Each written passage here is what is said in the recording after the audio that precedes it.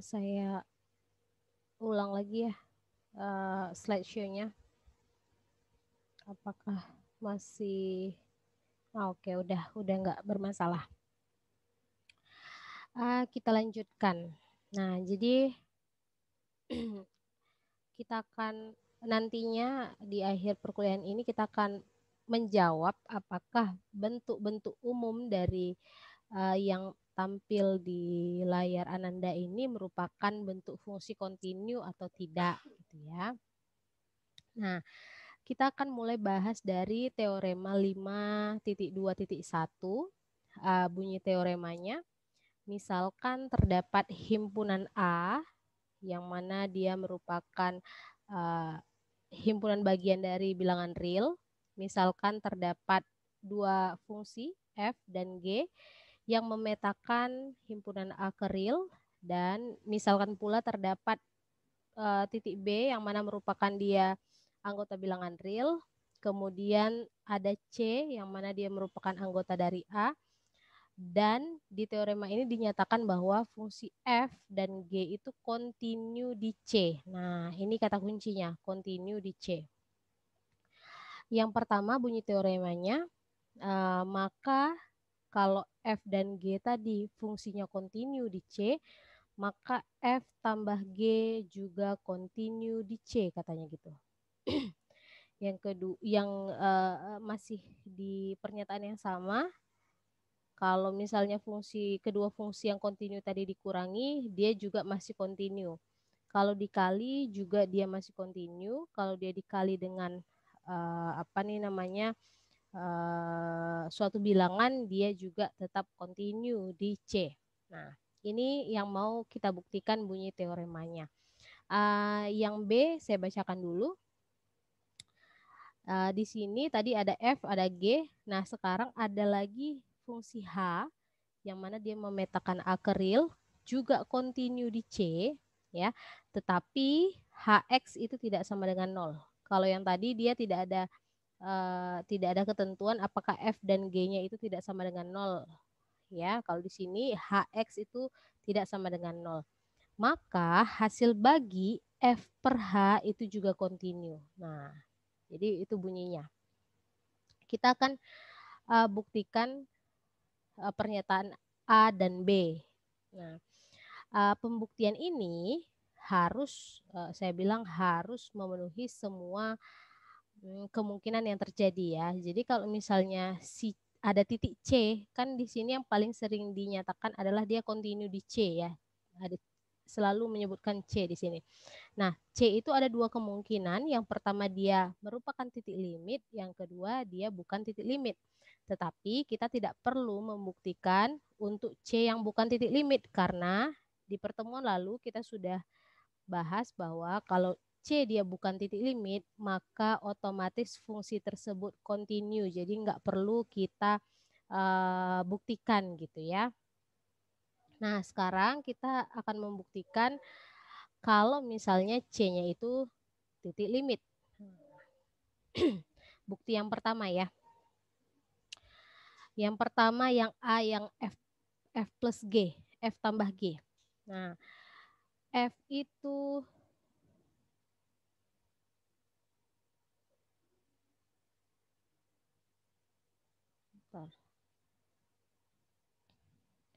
F dan G kontinu di C. Kalau F dan G kontinu di C, menurut teorema 512 kemarin ya, ada 3 syarat. Yang pertama kalau FC-nya ada ya. Yang kedua kalau limit X menuju C dari Fx itu ada ya. Yang ketiga kalau FC itu sama dengan limit X menuju C dari Fx. Nah, kemarin yang lalu kan ini yang kita bahas ya. Jadi kalau misalnya dia dinyatakan kontinu, kita harus lihat 3 syarat ini.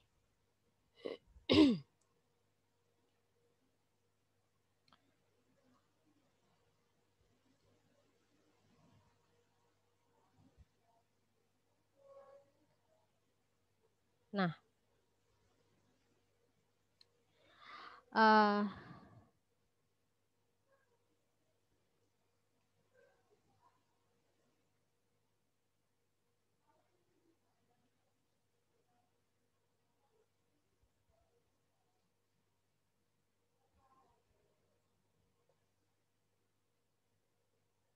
pen saya nggak bergerak ya.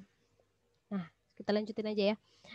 Jadi sesuai teorema 512, kalau F itu kontinu, maka sudah pasti memenuhi bentuk yang ketiga, yang ini ya. Ini yang ketiga kan.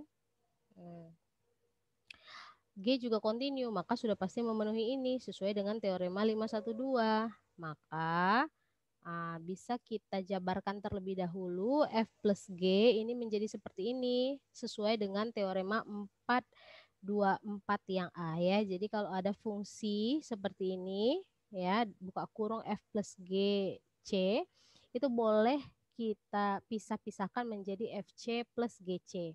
Nah, sedangkan di awal kita tahu bahwa FC itu adalah limit X menuju C dari F ini.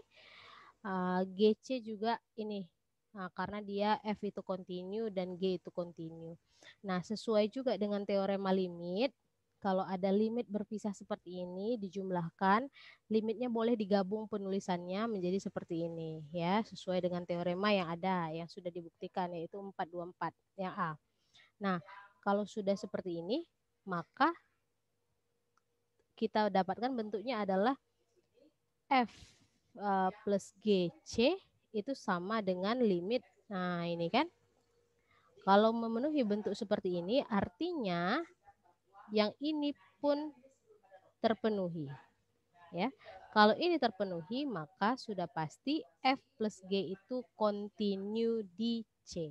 Nah, gitu.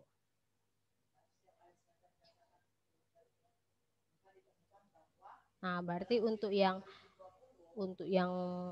F plus G-nya sudah terbukti ya. Jadi F plus G pun dia kontinu. Nah, yang kedua tadi ini enggak saya tulisin.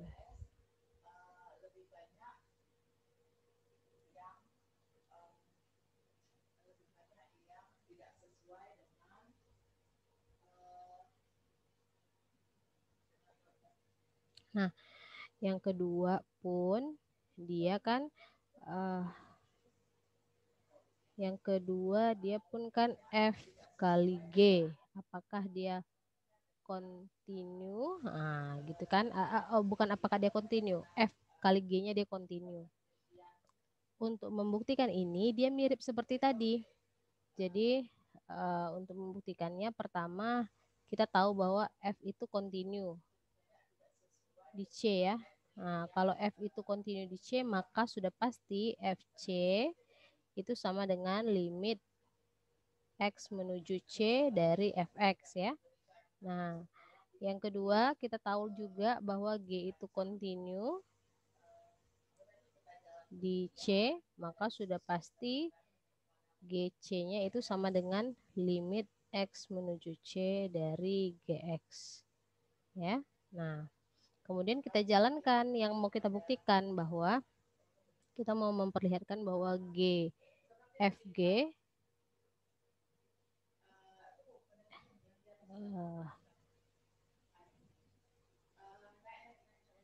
FGC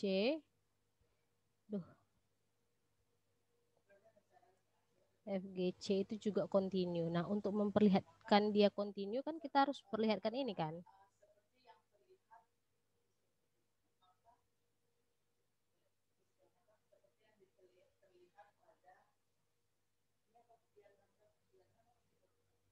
Nah, kita harus memperlihatkan ini kan. Nah, maka cara memperlihatkannya sama seperti tadi. Kita mulai dari sini. Nah, F kali G C. Nah, karena kita butuhnya cuma punya FC dan GC, maka ini harapan kita adalah dia dipisah. Maka sesuai dengan teorema fungsi, dia bisa dipisah. Jadi FC kali GC. Ya. Nah, kemudian FC kita punya limit X menuju C dari Fx dikali GC pun kita juga punya limit X menuju C dari Gx ya kan. Nah, sesuai dengan teorema limit yaitu sama dengan yang tadi ya, 424. Silakan dicari aja yang perkalian itu pernyataan A atau B. Nah, berarti ini limitnya pun boleh digabung. X menuju C dari F Fx Gx. Nah, gini kan? Nah, ini bisa digabung lagi nih. Jadi F G X. Nah, gitu. Nah, kalau sudah seperti ini kan sudah kita perlihatkan bahwa ini memenuhi bentuk yang ketiga kan? Bentuk yang ketiga dari teorema 512 ya. Nah, kalau memenuhi yang ketiga sudah pasti otomatis 1 dan 2-nya juga terpenuhi. Maka dengan memperlihatkan seperti ini, kita buktikan bahwa F kali G itu kontinu. Nah, gitu. Nah, untuk pengurangan, dia mirip. Untuk pengurangan, dia mirip seperti penjumlahan. Untuk perkalian yang ini tadi, itu dia juga mirip seperti perkalian. Nanti silakan dicoba-coba aja di rumah sendiri gitu ya. Nah, intinya seperti itu pembuktiannya. Nah, yang kedua yang B. Yang B itu dia bentuknya pembagian. Kita mau lihat apakah kalau misalnya F itu kontinu, H itu kontinu, dengan catatan Hx itu tidak sama dengan 0 ya. Apakah F per H-nya juga kontinu kan gitu ya. Sesuai dengan teorema dinyatakan bahwa kalau F-nya kontinu, H-nya kontinu, H tidak sama dengan 0, FH-nya juga kontinu, maka harus kita buktikan. Nah, cara pembuktiannya sama seperti tadi. Yang pertama kita punya tadi bahwa F itu kontinu. Kalau F itu kontinu sudah pasti punya seperti ini, FC sama dengan limit X menuju C dari F ya, atau Fx gitu ya. Kemudian H juga kontinu. Nah, kalau kontinu maka memenuhi ini kan. Nah, berarti kita punya dua ini. Nah, sekarang kita mau memperlihatkan F per H-nya apakah kontinu atau tidak. Untuk memperlihatkan dia kontinu, sekali lagi saya tekankan, untuk memperlihatkan FHC ini kontinu, harus kita perlihatkan dia sama dengan limit X menuju C dari F per H, X ya. Nah, ini yang mau kita perlihatkan. Jadi, kita jalannya mulai dari sini. Ini dia. Ini boleh kita pisahkan pernya sesuai dengan teorema fungsi, kemudian FC kita ganti sesuai dengan apa yang kita ketahui tadi, dia kontinu. HC juga kita ganti nih, dia kontinu. Nah, kemudian limitnya boleh kita gabung kembali, dan kita buat seperti ini.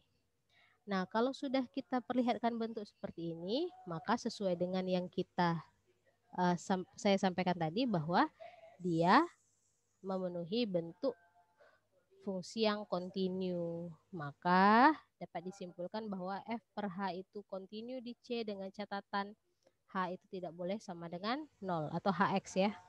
Nah, Hx-nya nggak boleh sama dengan 0. Kenapa? Karena dia berada di penyebut gitu. Oke, berarti teorema 521 sudah selesai. Kita lanjut ke teorema 522. Nah, kalau dibaca sebenarnya teorema 522 ini mirip dengan teorema 521. Bedanya adalah kalau tadi cerita kita adalah di titik ya, kontinunya di titik. Kalau ini kontinunya di himpunan ya, kontinunya di himpunan. Nah, sama ya. Jadi kalau di teorema ini dinyatakan kalau F dan G itu fungsi kontinu di himpunan A, maka sudah pasti penjumlahannya, pengurangannya, perkaliannya, dan perkaliannya dengan angka itu juga kontinu di himpunan tersebut. Ya, yang B pembagiannya ya dengan catatan Hx itu tidak boleh sama dengan 0, juga dia kontinu di himpunan A. Nah, ini nanti pembuktiannya tidak saya sampaikan di sini, ini akan sebagai tugas pembuktian Ananda. Catat ya, udah ada 1 tugas. Nah, artinya dari teorema 521 dan 522 tadi kita sudah tahu beberapa bentuk fungsi yang kontinu ya. Jadi fungsi polinomial, nah, seperti yang di awal tadi ada saya perlihatkan fungsi polinomial itu merupakan fungsi kontinu. Kenapa fungsi kontinu? Fungsi polinomial itu kan bentuknya adalah A0 ditambah A1X ya, ditambah A2X kuadrat, boleh seperti ini ya. Nah, dan seterusnya. Nah, tambah AN, X pangkat N. Nah, ini merupakan fungsi polinomial. Kenapa fungsi polinomial? Karena ini skalar. Kalau skalar tuh yang lalu atau fungsi konstan itu yang lalu kita sudah pelajari bahwa dia merupakan fungsi kontinu ya. Kalau konstan pasti merupakan fungsi kontinu. Nah, X ini merupakan fungsi linear. Kalau linear itu sudah pasti kontinu. Ini kontinu.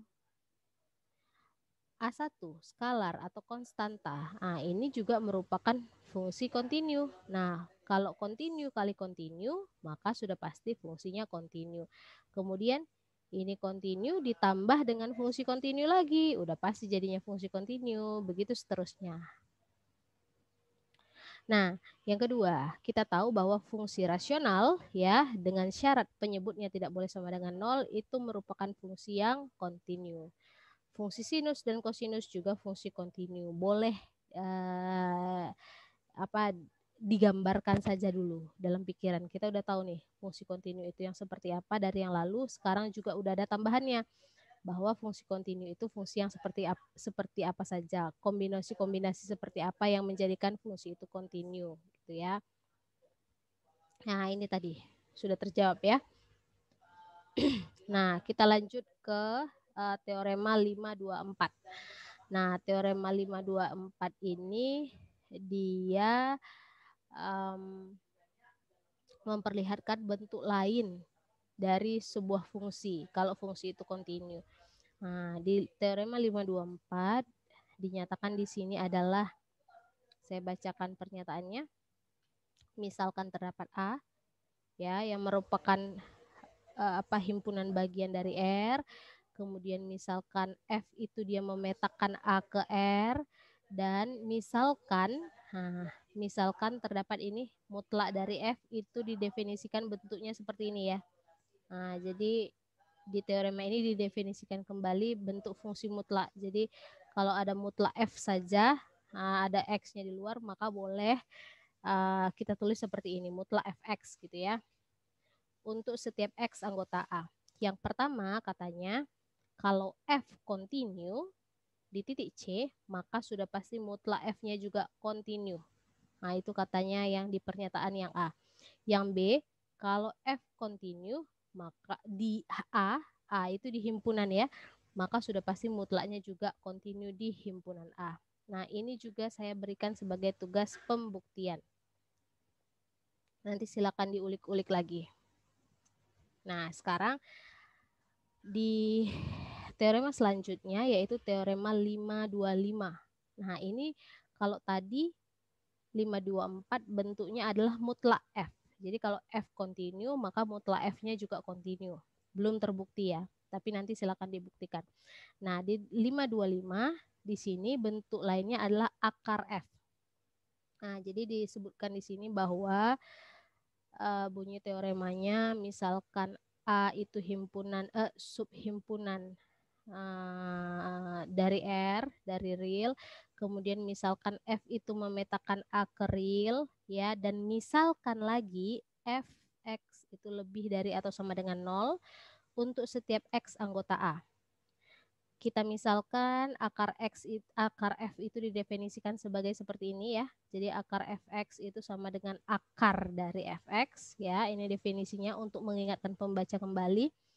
Yang pertama bunyi teoremanya, jika F kontinu di titik C katanya, maka sudah pasti akar F kontinu di C.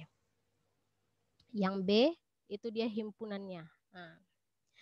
Nah, kalau yang tadi tidak ada syarat ini nih. Nah, nih fx lebih dari atau sama dengan 0. Tidak ada syarat ini. Jadi ini sebenarnya muncul hanya untuk mengingatkan pembaca bahwa ingat ya, ini akar F.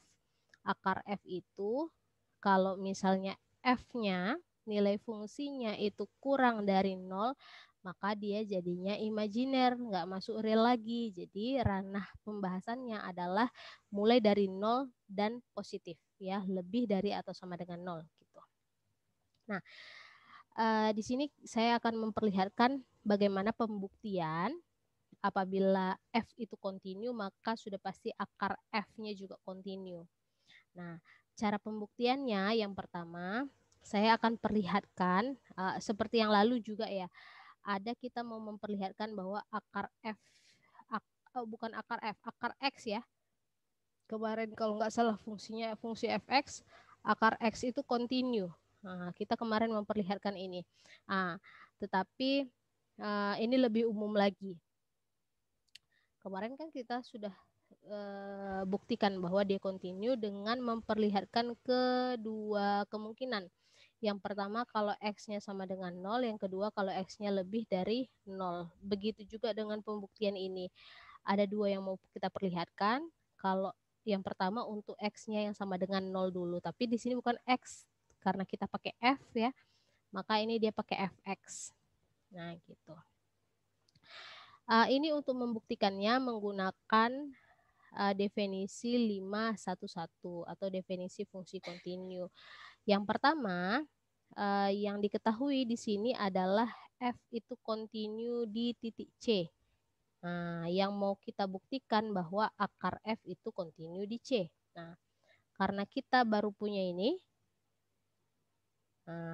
maka yang kita ketahui barulah definisi fungsi kontinu kalau F-nya kontinu, yaitu untuk setiap epsilon lebih dari 0 akan terdapat delta yang lebih dari 0 juga, sedemikian hingga jarak antara X dan C kurang dari delta, pastilah memenuhi Fx kurang Fc kurang dari delta.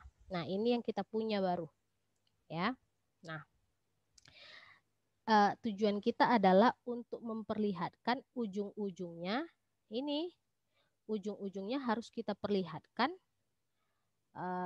ini akar Fx kurang akar Fc kurang dari epsilon ya. Nah, ini yang mau kita perlihatkan untuk memperlihatkan dia kontinu. Untuk setiap epsilon lebih dari 0 akan terdapat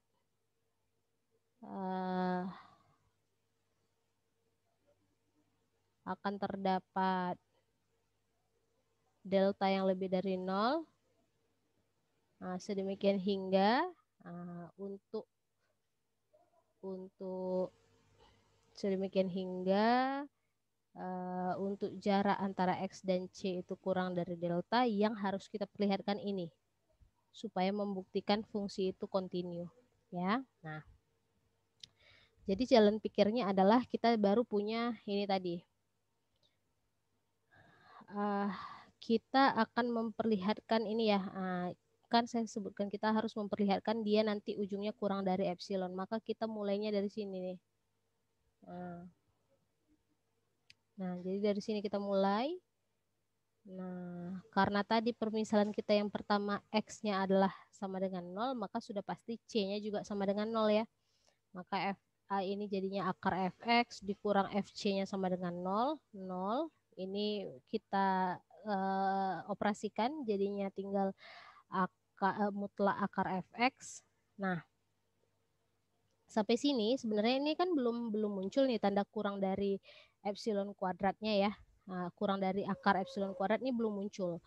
Nah, sampai sini kita harus kembali lagi ke yang diketahui tadi. Nah, yang diketahui kan akar Fx dikurang Fc kurang dari epsilon.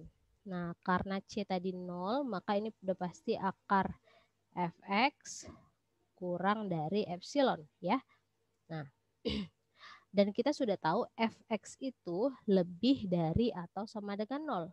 Ya, maka mutlaknya boleh kita buka. berarti jadinya fx kurang dari epsilon. Nah, kalau fx kurang dari epsilon, maka sudah pasti akar fx itu kurang dari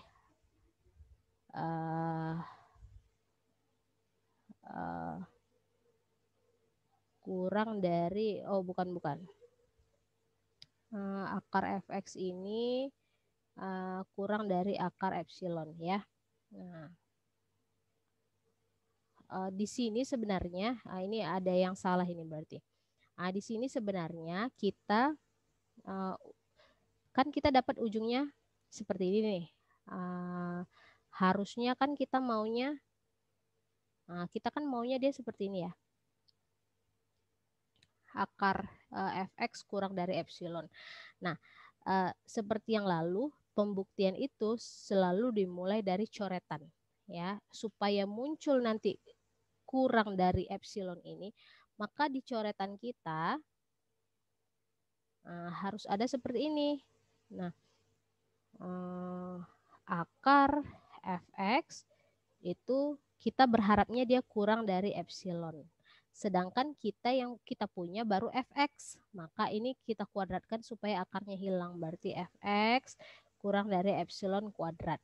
Nah, maka epsilon yang kita pilih itu ini. Nah, jadi sebenarnya untuk setiap epsilon, nah gini ya, untuk setiap epsilon yang mana epsilon ini adalah sama dengan epsilon kuadrat ya, lebih dari 0. Kenapa epsilon kuadrat? Karena kita ada dua. Epsilon yang ini untuk membuktikan akar f, epsilon ini yaitu epsilon f. Nah, jadi epsilon yang kedua itu kita pilih sama dengan epsilon kuadrat. Ya, epsilon yang kedua kita pilih adalah epsilon 1 kuadrat ya.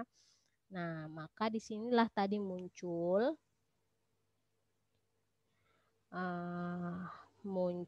di sini harusnya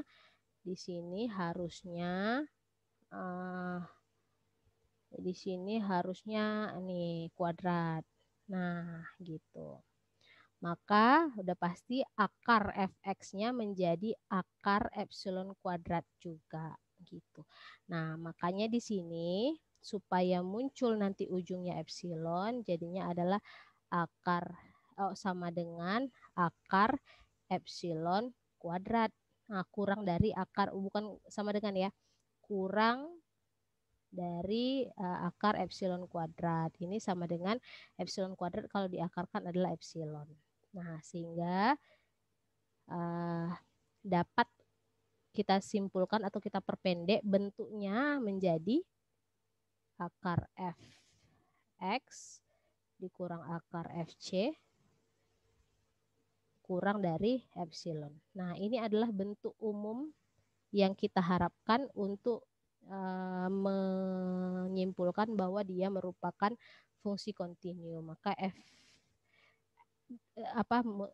akar f itu merupakan fungsi kontinu. Tetapi ini baru pembuktian untuk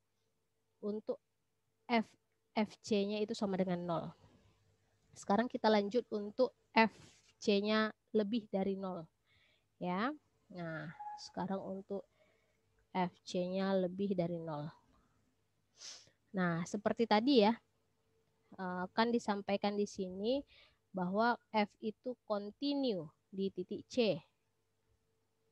Nah, kalau f kontinu di titik C, maka pastilah sesuai dengan definisi fungsi kontinu seperti ini. Dan ingat, ini merupakan epsilon kita yang pertama untuk fungsi f.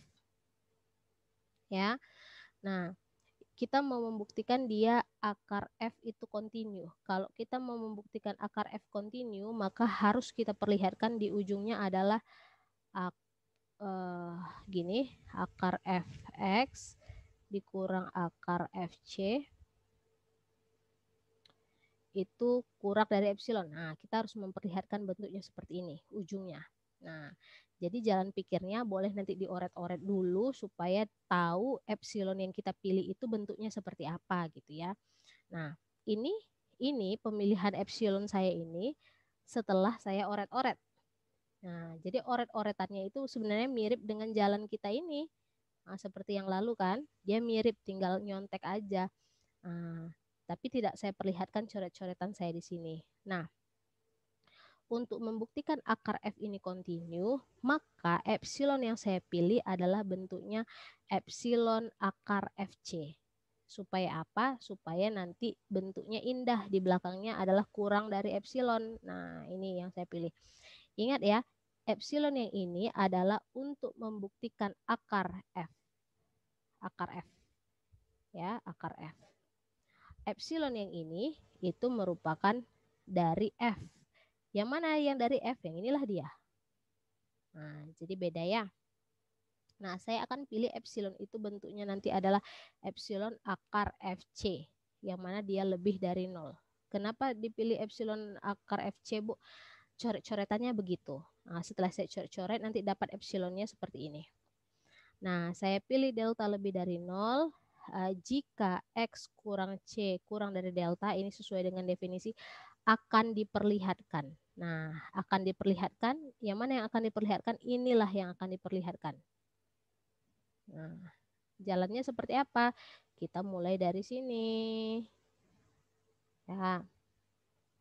Kita mulai dari sini. Yang pertama kita lakukan adalah kita kalikan dia dengan akar sekawan. Kenapa dikalikan dengan akar sekawan? Supaya muncul tanda kurang dari epsilon. Kenapa? Karena yang diketahui baru ini. Nih, yang diketahui adalah yang pakai kurang dari adalah fx kurang fc. Sedangkan di sini tidak ada akar, maka untuk menghilangkan akar kita kalikan dengan akar sekawan. Nah, bentuknya akan menjadi seperti ini, fx dikurang fc per akar fx ditambah akar fc. Ini masih mutlak ya.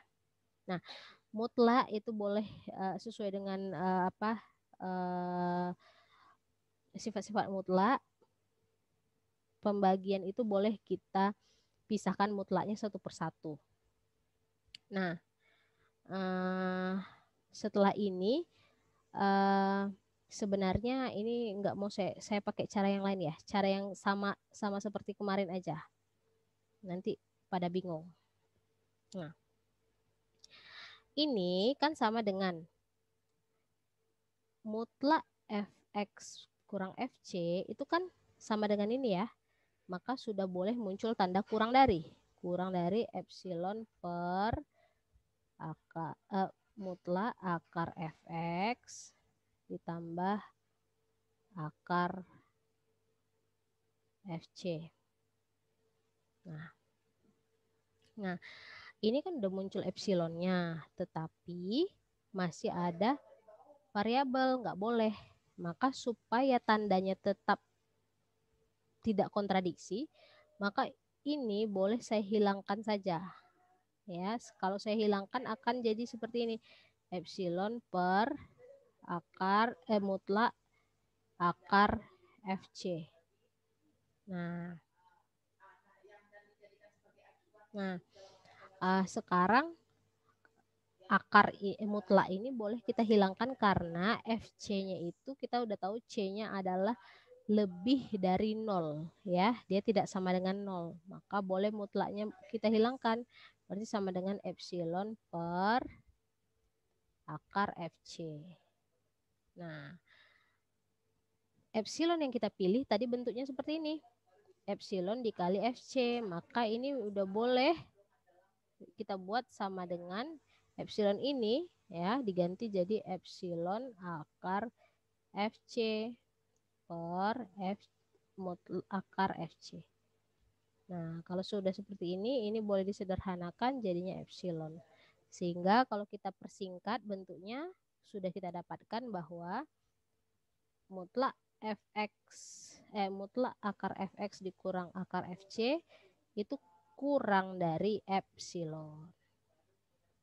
Maka kalau sudah memenuhi definisi 5.1.1, kalau F kontinu sudah terbukti bahwa akar F itu kontinu. Gitu. Nah, untuk yang B silahkan dijadikan tugas karena nanti dia mirip seperti teorema 524. Bedanya 525 yang B itu sudah saya bantu di A-nya. Gitu. Lanjut lagi. Di fungsi kontinu kita kita kenal dengan yang namanya fungsi komposisi fungsi ya. Sebenarnya komposisi fungsi ini sudah hafal betul lah kita bagaimana pengerjaannya dan pengaplikasiannya ya. Nah, misalnya dulu sempat di SMA sudah dipelajari misalnya fx-nya sama dengan 3x tambah 2 dan gx-nya sama dengan 4 lah 4 x kuadrat ya, maka FOG-nya bisa kita cari ya, yaitu FGX ya kan. Maka 4x kuadrat ditambah 2 kan seperti itu ya. Nah, cuma kalau misal pertanyaannya kalau di analisis real di fungsi kontinu, kalau misalnya F-nya kontinu, G-nya kontinu, apakah FOG-nya kontinu juga gitu ya. Nah, bunyi teorema lengkapnya adalah misalkan terdapat dua himpunan A dan B, anggota subhimpunan real. Kemudian misalkan F itu memetakan A ke R, kalau si G memetakan B ke R, adalah fungsi yang memenuhi. Nah, di sini ada dinyatakan FA atau hasil dari fungsi A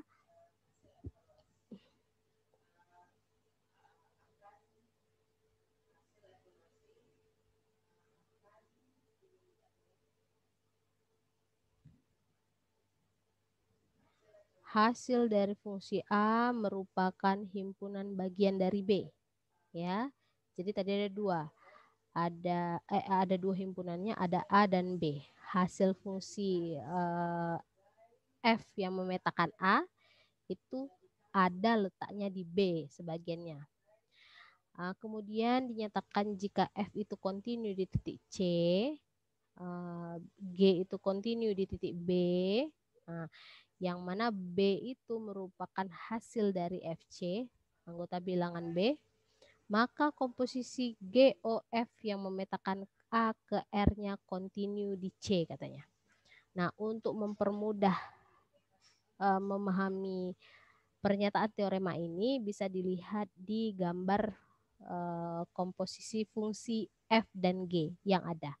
Nah, jadi dinyatakan di sini kalau kita lihat C itu adalah anggota titik A. Ini si C nih.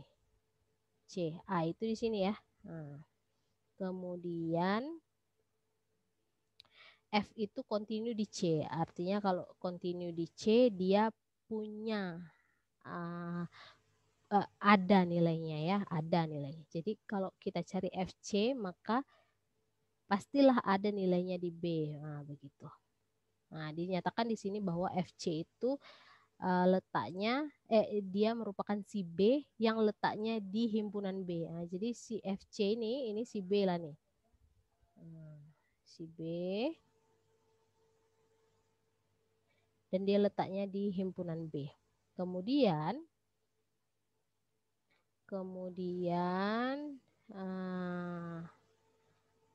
si FC tadi atau si B tadi bisa juga dipetakan nilainya terhadap fungsi G. Nah, ini fungsi G. Kemana dia? Tentu ke GB. Ya, tidak disebutkan di sini siapa himpunannya. Yang penting dia merupakan himpunan bilangan real ya, karena dia memetakan B ke R. Nah, gitu. Tapi di sini dimisalkan C.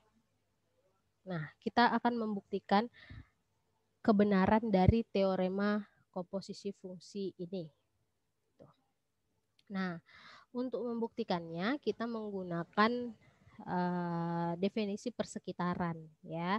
Jadi kalau misalnya sebuah fungsi itu kontinu, maka akan terdapat persekitaran. Kita akan baca buktinya. Nah, dimisalkan di sini terdapat W yang merupakan suatu persekitaran sejauh epsilon dari GB. Nah, jadi yang pertama kali kalau di definisi fungsi kontinu menggunakan persekitaran, pasti yang kita lihat dulu hasilnya. Nah, kalau kemarin itu ini si FC, nah, pasti ada epsilonnya. Kan itu yang kita butuhkan terlebih dahulu ya. Ini ada epsilonnya. Nah, atau dengan persekitaran maka hasil terlebih dahulu. Maka ini dulu. Maka ini dulu yang mau kita pastikan dia ada persekitaran sejauh epsilon ya dari GB. Nah, karena dinyatakan di fungsi tersebut G itu kontinu di B, ya, maka pasti terdapat persekitaran juga sejauh delta dari B, ya. Ini kalau dulu kita lihat gini, kalau misalnya sudah terdapat ini pasti ada C, persekitaran dari C sejauh delta. Nah, ini deltanya. Kalau dulu kan, gitu ya. Nah, kalau di sini berarti inilah dia. Ya, terdapat persekitaran dari B atau FC sejauh delta. Nah, stop dulu. Kemudian di awal dinyatakan F itu kontinu di C. Kalau F kontinu di C, karena F itu memetakan A ke B, maka sudah pasti terdapat persekitaran dari titik C ini sejauh delta. Nah, sejauh delta seperti gamma kalau di sini. Tadi delta udah kita pakai. Nah, gamma. Nah, sehingga kalau seperti itu, maka XX yang berada di dalam persekitaran si C sejauh gamma tadi yang merupakan anggota dari himpunan A dan diiris dengan U, inilah dia daerah asal dari fungsi komposisi kita. Nah, kemudian karena si A itu dipetakan oleh F ke B, maka sudah pasti hasil dari FA itu merupakan subhimpunan dari B. Ya. Hasil FA berarti seluruh titik-titik ini, seluruh daerah asal ini dia punya daerah hasil di sini. Nah, yang mana daerah hasil itu merupakan subhimpunan dari B. Itu ya katanya ya. Nah, memperlihatkan bahwa X yang mana dia anggota A beriris dengan U ini tadi, maka Fx-nya merupakan anggota dari B yang mana dia iris dengan V. Nah, V tadi siapa? V tadi yang udah kita bahas di awal, ini tadi. Nah, jadi hasil dari pemetaan A ke B itu berada di dalam V. Sehingga kalau begitu, udah cocok ya tadi. Dari sini ke sini sudah cocok, dari sini ke sini juga sudah cocok dan hasilnya berada di dalam persekitaran V. Maka kalau sudah bertaut seperti ini, sudah pasti dari si himpunan A ke himpunan C ini udah pasti kontinu nilainya gitu. Bagaimana yang nggak kontinu, Bu? Yang nggak kontinu itu kalau misalnya terdapat angka di bilangan di sini yang mana kita masukkan ke fungsinya, pemetaannya di luar begini. Nah, di luar sini pemetaannya, itu dia tidak kontinu. Tetapi dengan pembuktian ini tampak bahwa kalau dua buah fungsi dia kontinu, maka fungsi komposisinya juga kontinu gitu. Ya. Di teorema 527 ini masih seputar fungsi komposisi, tetapi bedanya sama seperti tadi ya. Kalau tadi dia pakai titik C, kalau di sini dia kontinunya di himpunan. Nah, himpunan ya. Nah, seperti yang kita bahas di pertemuan lalu, kalau misalnya untuk memperlihatkan fungsi itu kontinu di himpunan, maka harus kita perlihatkan dia kontinu di setiap titik. Setiap titik di himpunan tersebut. Bagaimana pembuktiannya, Bu? Kalau seperti ini, nah kalian silahkan cari dulu pembuktian yang saya tugaskan tadi di teorema 524 kalau nggak salah. Itu ada dan teorema 525 yang B-nya. Nah, itu kan dengan himpunan ya. Jadi kalau kalian dapat satu, nanti ke belakangnya udah dapat. Ini juga udah dapat insya Allah nanti. Nah, untuk contoh dari fungsi komposisi yang merupakan fungsi kontinu nanti bisa dibaca saja di buku gitu. Mungkin itu sekian dari saya penjelasan mengenai kombinasi fungsi kontinu. Apabila ada pertanyaan boleh disampaikan.